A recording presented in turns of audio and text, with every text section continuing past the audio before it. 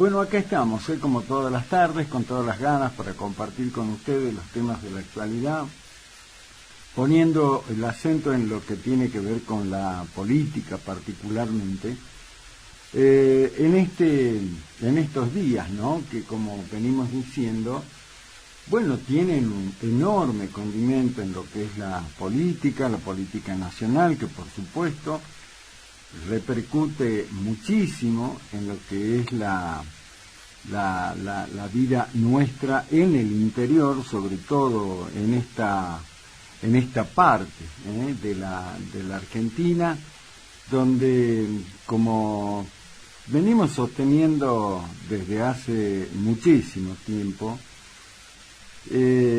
las distintas administraciones de los gobiernos nacionales, todas, unas más, unas menos, pero siempre se gobernó este país desde una mirada total y absolutamente centralista. Hay dos palabras que son prácticamente desconocidas para muchos de los dirigentes políticos porteños o del centro del país, que son economías regionales. Históricamente las economías regionales fueron ignoradas desde la Casa Rosada, y a partir de allí entonces se produjo en la Argentina lo que se llama este crecimiento asimétrico, donde vemos que el centro de la República, en las provincias del centro de la República, tuvieron un desarrollo importante en todos estos años, en estas décadas, mientras que todo lo que está en los extremos del país, las extremidades del país, y ha costado mucho que se desarrollen actividades. Por eso, económicas hablamos, por eso es que la mayoría de las regiones más alejadas del centro del país, lo único que pueden producir de manera importante son lo que se llaman los commodities. Pero ha sido muy difícil, muy particularmente en esta parte del país, en lo que es esta región del NOA y del NEA, o lo que ahora volvemos con muchísimo entusiasmo a decir las palabras norte grande, ha sido muy difícil poder de alguna manera buscar las vías del desarrollo, que son las que realmente hacen que un determinado lugar pueda avanzar, crecer y darle a sus habitantes mayores posibilidades de alcanzar ese muchas veces soñado estado de bienestar. Históricamente, las regiones, como digo, no han tenido el apoyo porque se gobernó siempre con esta mirada centralista, y eso es lo que ha provocado, como decimos, estas asimetrías, pero que en este último tiempo, y no hablamos de años, hablamos de meses nada más, con el gobierno libertario de Milei se ha profundizado enormemente. Ayer decíamos que estamos de alguna manera haciendo referencia a estos primeros 100 días del gobierno de Javier Milei, y en estos primeros 100 días el interior profundo del país ha sido golpeado como no lo había sido en décadas. Vuelvo a decir, históricamente las regiones del país fueron abandonadas, dejadas de lado por los gobiernos con una mentalidad centralista, no importa de dónde venía el presidente. Alfonsín era un hombre de la provincia de Buenos Aires, y recién se recuperaba la democracia, había un montón de asignaturas pendientes. Alfonsín se abocó fundamentalmente a consolidar el sistema democrático a generar conciencia en cada uno de los ciudadanos de la importancia que tenía preservar eso que nos había costado muchísimo recuperar, que era la democracia y el Estado de Derecho. Hubo grandes problemas económicos durante el gobierno de Alfonsín, también una gran intolerancia por importantes sectores sociales, sobre todo los económicos, los sectores políticos, nucleados en el Partido Justicialista, que había perdido las elecciones a manos de Alfonsín, y con una CGT que salió a enfrentarlo al gobierno de Alfonsín como un mascarón de proa con la figura de la CGT y Saúl Ubaldini. Entonces no quedó demasiado margen como para la gestión de Alfonsín de ocuparse de un montón de cosas que era necesario hacerlo. Pero claro, decíamos, está bien, Alfonsín se dedicó a eso, tuvo que abandonar el gobierno 6 meses antes, producto de esta situación, el tema económico, por un lado, el tema de la inflación, y también el tema político. Pero claro, después llegó a la presidencia un hombre de ese interior profundo. Después de Alfonsín llegó Carlos Menem, y Carlos Menem, cuando llega a la presidencia del país, no era el Carlos Menem que después conocimos ya siendo presidente. Carlos Menem venía de una de las provincias más postergadas históricamente, como era La Rioja, y muchos de los gobernadores, pero más allá de eso, los ciudadanos del interior, y me incluyo, teníamos la esperanza de que por fin llegaba alguien que conocía muy de cerca la realidad, estas diferencias enormes entre el centro y el resto del país. Sin embargo, Menem no demoró nada en dejar de lado todo lo que aparentemente iba a ser su gobierno, donde ganó la elección prometiendo aquellas famosas frases, ¿no? Aquellos eslogans, revolución productiva y salariazo. Con eso ganó y llegó al gobierno. Y entonces había una expectativa grande, porque decían, ¿quién más que Carlos Menem, que viene de La Rioja, aparte de La Rioja recontra profunda, como era ese lugar que cuando él llegó nadie o muy pocos conocían, que es Anillaco? Entonces decíamos lo del interior. No, Menem nos va a reivindicar, va a empezar a generar las posibilidades ciertas del desarrollo de estas regiones del país que históricamente fueron postergadas. Menem, más temprano que tarde, arregló con Alzogaray, cambió sus patillas históricas, ¿se acuerdan? El poncho y todo lo demás por los trajes Armani. Bueno, cambió totalmente.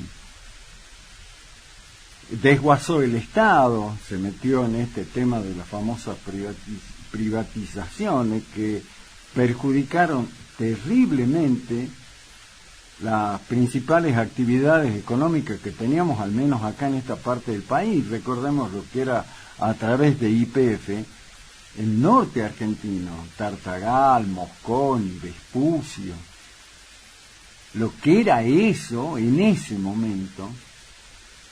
Y Menem, que dijo, no, pasemos todo, más o menos, por eso es que Milei lo tiene como su líder y conductor. Menem, llevado por las políticas liberales, políticas que teóricamente él había combatido siempre, de la mano de los Alzogaray, de lo que era Álvaro Alzogaray, su hija María Julia fundamentalmente, donde pusieron en práctica estas ideas liberales. Allí empezamos a conocer en la práctica esto. Vino el desguace del Estado, todo lo que hizo Menem en ese momento, Perdimos YPF, se perdió el desarrollo que tenía, el potencial de desarrollo que tenían regiones como esta, particularmente en nuestra provincia, pero otras también. Y a partir de ahí, bueno, empezó el debacle, podríamos decir. Si hacemos un repaso muy rápido de cuándo comenzó esta situación actual, y tenemos que decir que comenzó con las ideas liberales de Menem, con uno de los ministros que tenía ahí al lado de él, que se llamaba Dromi, que era el que más empujaba, por así decirlo, con este tema. Había que desprenderse de empresas del Estado. No importaba si esas empresas eran rentables o deficitarias, había que sacarlas. Por eso Menem lo terminó regalando. De ahí es que ha quedado instalado para siempre la frase aquella que dice que Menem rifó las joyas de la abuela. Y a partir de ahí empezó el país en una caída mucho más profunda en el tema del desarrollo. Jamás se pudo controlar la inflación. Aparecieron la hiperinflación en ese momento, que se comió todo, pero también la posibilidad concreta de tener un desarrollo armónico. Después lo que siguió ya es historia más conocida, más reciente. Después de Menem gana el gobierno de lo que se llamaba la Alianza, esta fusión bastante sui generis, bastante particular entre la Unión Cívica Radical y el Frepaso. No tenía nada que ver el acerrín con el pan rallado, ¿no? Era una cosa media extraña, que como tenía que ser, fracasó con todo éxito, ¿sí? Y de ahí la crisis del 2001, los 5 presidentes en una semana, hasta que quedó Duhalde. En ese momento el país estaba dolarizado, Duhalde dijo había que volver a la especificación, apareció su ministro de Economía, Remes Lenikov, que llevó adelante la famosa especificación asimétrica, donde también quienes terminaron pagando el pato y la gente, ¿no? Y de ahí, bueno, ya cuesta abajo, como dice el tango, cuesta abajo en mi rodada. Y después, bueno, vino la llegada, este invento de Duhalde, de traer a alguien que era absolutamente desconocido para la mayoría de los argentinos, un gobernador del sur del país que muy pocos conocían, que se llamaba Néstor Kirchner. Pero también, cuando llega Néstor Kirchner, yo recuerdo haber hablado con dirigentes del peronismo de Salta que muy poco lo conocían a Kirchner. En verdad eran contaditos con los dedos los que lo conocían. Pero también estaba la expectativa de, al ser un hombre prácticamente del fin del mundo, que mejor que alguien que venga de ahí, que conozca las irregularidades que existía en esto de buscar un desarrollo armónico. Decían, no le va a meter pata con eso. Bueno, después sabemos lo que hizo Néstor Kirchner con un proyecto personal, un proyecto de poder personal, y después lo demás ya es historia conocida. Y hoy estamos como estamos, con un gobierno de característica liberal de nuevo. Este es, digamos,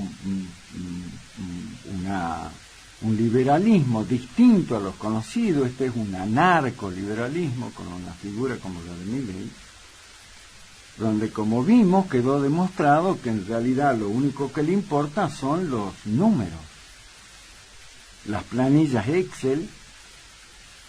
Esto que estamos viendo, el déficit cero por segundo mes consecutivo, superávit fiscal, empezó a bajar la inflación, pero a costa de que, como lo venimos diciendo, con una sociedad total y absolutamente empobrecida, con sectores que ya no saben qué hacer para poder sobrevivir todos los días, y con una enorme insensibilidad por parte del gobierno del presidente anarcoliberal que celebra cuestiones que son importantes en lo que se llama la macroeconomía, pero que al ciudadano de a pie la ve enormemente lejos, porque no hace falta mucho para darse cuenta de esto. Hay que ver los programas de la televisión porteña, los programas políticos, ¿no? Donde van funcionarios del gobierno, legisladores, y todos hablan de que cómo puede ser que la Argentina históricamente, las acciones argentinas están por arriba del Bitcoin, y vos le decís Bitcoin al amigo que anda manejando un remis, un taxi, al que está en el almacén vendiendo, y el tipo dice: ¿y esto con qué se come? ¿Cómo me venía a decir que vamos a celebrar porque las acciones le ganamos al Bitcoin si yo tengo problemas porque no sé cómo voy a hacer para pagar los servicios esenciales, ¿no? La luz, el gas, que lo hablamos ayer con el presidente del ente regulador de los servicios públicos de Salta, el doctor Carlos Saravia. Ahí está, esa es la realidad de la gente. No está en otros temas, no está en que sube el Merval, no está en que la calificadora Moody's, que es una de las calificadoras de la macroeconomía más importante del mundo, dice: no, la Argentina está bien. Claro, en los números que le interesa analizar a ellos, pero la realidad que está en la base, que está abajo, en la gente, está indicando otra cosa. Y así estamos en este escenario.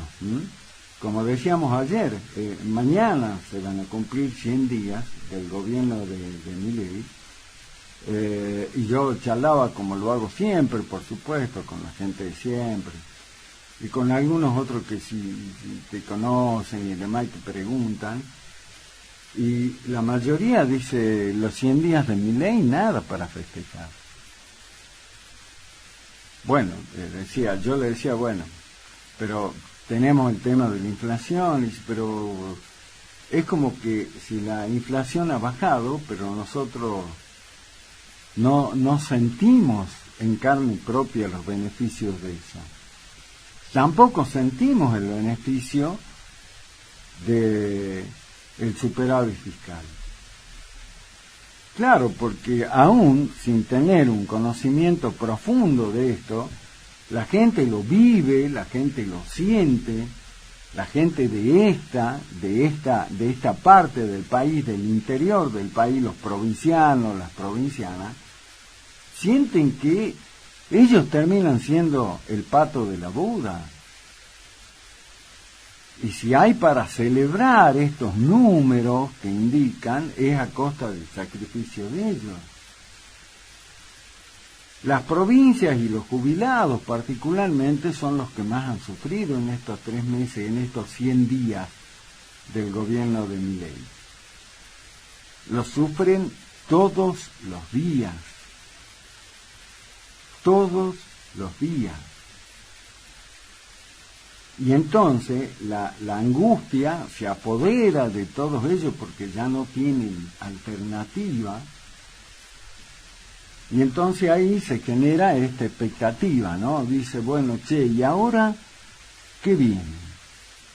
Vamos a seguir así, porque cuando uno mira y escucha lo que dicen los economistas, particularmente, y acá hablamos con economistas que son conocidos de nuestro medio, prestigiosos, serios. El otro día hablamos con Rodolfo Llano, que es el presidente de la Unión de Emprendedores de la República Argentina, que es el que nuclea a todo lo que son las actividades económicas que llevan adelante la gente más sencilla, más humilde, que a través del emprendedurismo trata de desarrollar algún tipo de actividad. Y nos decía Rodolfo Llano que desde la unión de emprendedores, la idea, lo que visualizan es que recién allá por el mes de junio puede haber algún indicio que le mejore la situación a la gente, al ciudadano de a pie, en el bolsillo de la gente, no en los indicadores de la macroeconomía, no si el Merval, el Bitcoin están mejor, sino en el bolsillo de la gente, que es lo que le importa. En junio, entonces vos decís, pero recién estamos terminando el tercer mes. Y son esos economistas los que ya anticiparon también que lo más duro del ajuste de esta política económica financiera que lleva adelante Milei, todavía falta lo peor. Y dice, marzo y abril, sobre todo, van a ser meses muy duros. En mayo puede empezar a haber algo y recién en junio podemos ver algo más concreto. Y vos decís, pero ¿cómo voy a llegar a junio? Junio es como si vos le hablaras que de acá a 10 años va a estar mejor. Porque el problema para el ciudadano de a pie, para la gente de carne y hueso, no es pensar en él dentro de un mes, no, es pensar para mañana, es pensar en esta noche, cómo van a hacer para poder tener un plato de comida. Y sobre todo, por eso hablaba de las asimetrías, con respecto a las regiones, aquellos que vivimos en el interior del país, que somos los que estamos pagando los platos rotos, con un concepto muy macro, de la macroeconomía, de la macrofinanza. Desde el gobierno nacional dijeron, bueno, hay que ajustar. ¿Y por dónde pasa el ajuste? Olvidémonos ya de aquello que decía Milei, que la casta y la casta. No, el ajuste lo está pagando la gente carne y hueso. Los gobernadores, pero en particular el gobernador de nuestra provincia, que siempre apostó a la idea del diálogo, es el estilo de Gustavo Sáenz. Aquellos que lo conocemos de toda la vida sabemos que esa es su forma de ser, no ahora que es funcionario, gobernador. No, es de siempre el diálogo, el buscar acuerdos y demás. Fue uno de los primeros que salió a decir hay que apoyar el nuevo gobierno.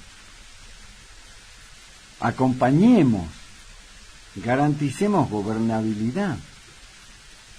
¿Y cómo le pagó el gobierno nacional no solo a Gustavo Sáenz? Yo pongo el ejemplo de él porque es el que ustedes conocen, que fue uno de los primeros que salió públicamente a decir que había que acompañar la gestión del gobierno liberal.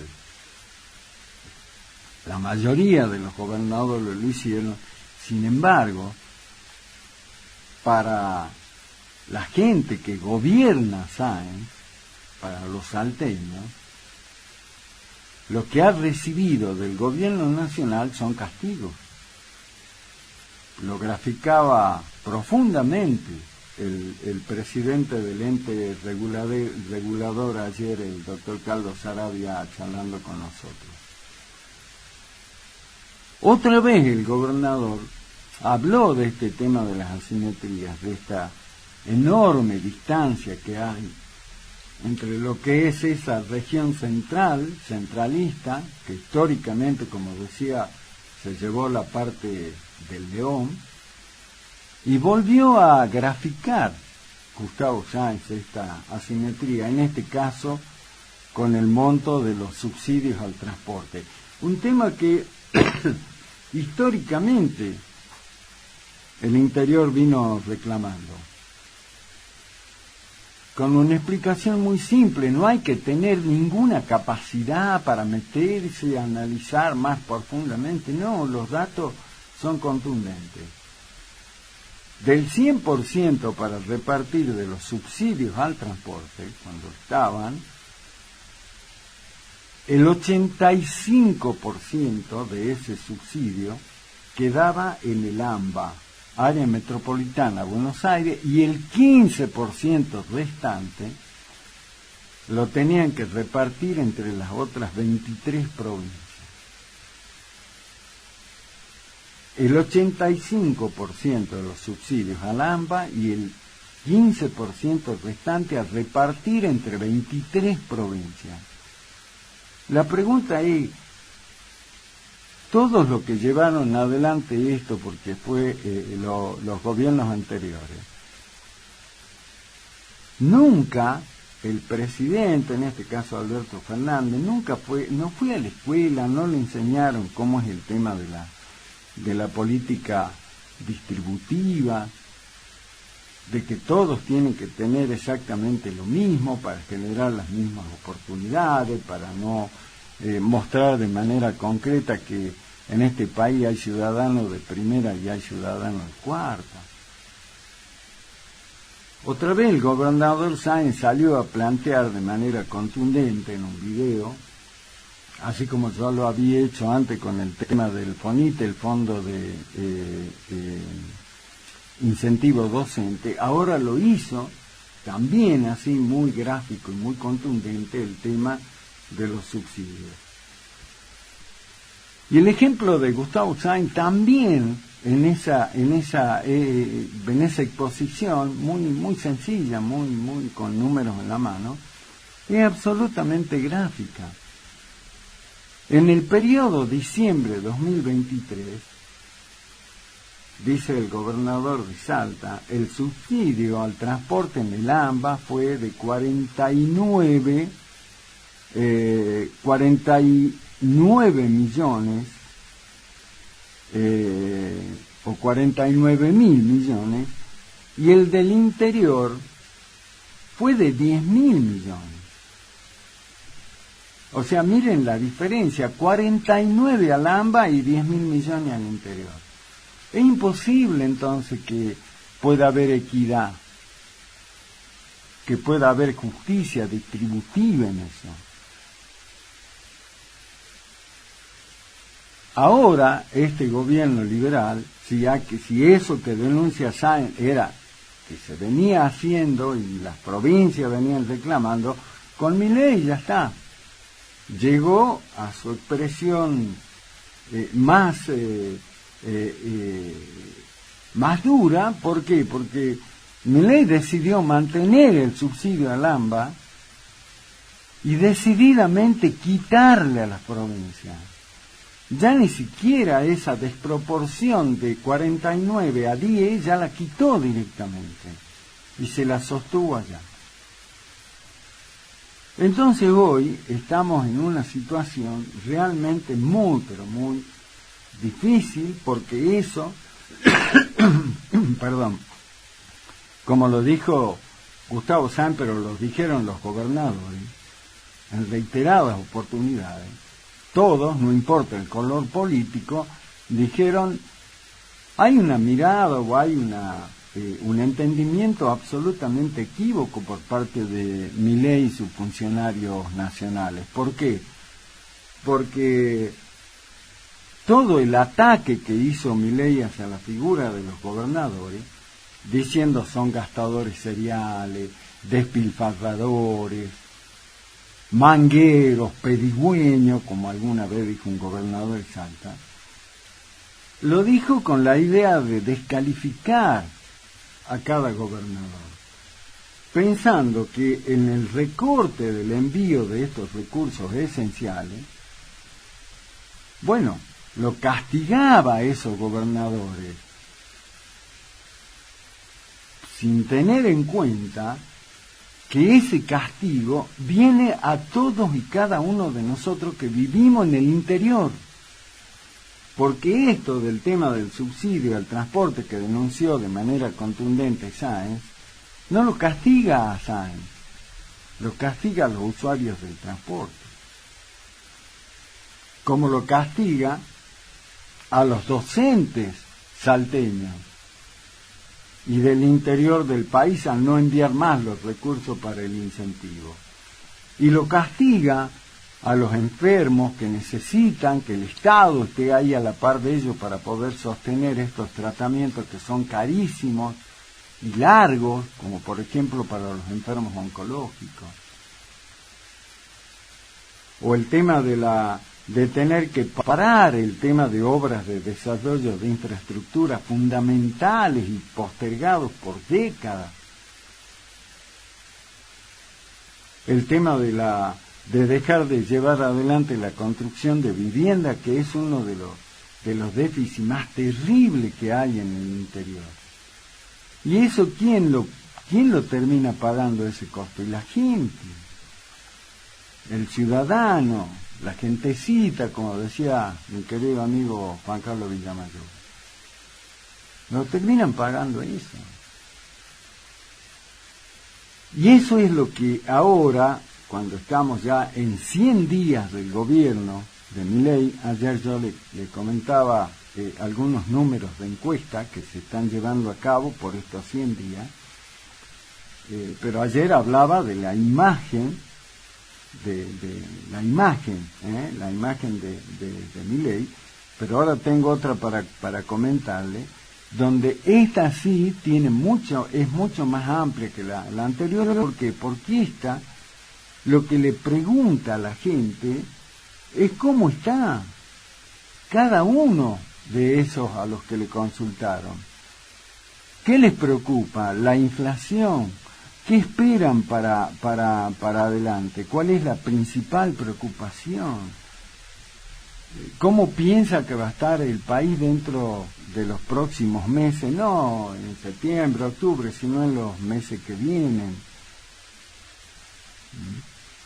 Y verdaderamente estos datos que repito se recogió justamente de los ciudadanos de a pie, son absolutamente reveladores de cuál es la situación en la que está hoy el país. Así como lo conozco, lo voy a compartir con ustedes, de hecho que está publicado en nuestro portal de información y opinión política en danielsanmoral.com.ar. Acá también lo vamos a comentar y yo digo, bueno, qué fantástico sería que alguien con la tranquilidad, con el conocimiento técnico de lo que significan, ¿no?, estos relevamientos, estas encuestas, y le haga ver a Milei esto. Ayer yo hablaba de lo que es el diario de Irigoyen. El diario de Irigoyen es esto, que es un diario que le escribían a Irigoyen, al entonces presidente, donde le hacían ver que todo estaba bien. Se lo hacían para él nada más. El diario que leía la gente decía otra cosa, pero el diario que leía a él le decía que estaba todo bien. Entonces, bueno, sigamos nomás, vamos, metámosle nomás. Y iba a contramano de la gente. Y aparentemente con Milei es lo mismo. Alguien le debería ceder esto, las respuestas de la gente, las expectativas, la angustia, el sufrimiento.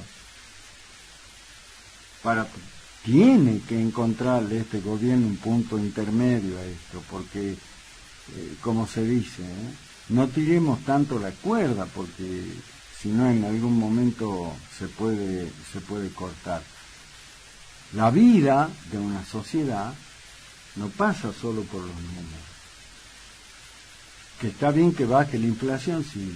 Está bien que baje el déficit cero, sí, bueno, pero hay que ver a costa de qué.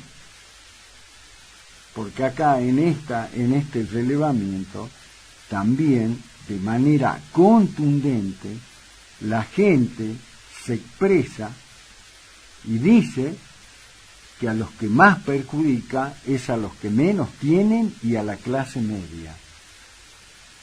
A los políticos y a la casta, los consultados en este relevamiento, solo el 9% dice que la perjudica a los políticos y a la casta, mientras que a los que menos tienen es el 36% y a la clase media el 23%, o sea que sumando los dos, y estamos hablando de casi un 60%. ¿Y en dónde quedó la promesa de Milei de que iba a castigar a la casta? Si vemos que está castigando, como decía yo en mi columna el fin de semana, a los provincianos, a las provincianas y a los jubilados. Y eso que yo decía el domingo queda absolutamente ratificado con esta encuesta que se dio a conocer hoy. Terrible situación, muy compleja desde lo social, desde todo. Hay ya mucha desesperación en algunos sectores porque no le encuentran salida. No saben cómo van a hacer para sobrevivir mañana. Y algo hay que hacer en esto. 100 días de milenio. Sería importante que no lea el diario que le escriben para él, sino que lea la realidad que vivimos todos. Y a partir de ahí, que dentro, sin abandonar su filosofía económica, su postulado, vea cómo mitigar de alguna manera este sufrimiento que tiene ya buena parte de la sociedad argentina, no solo los sectores vulnerables, sino también los sectores de la ex clase media.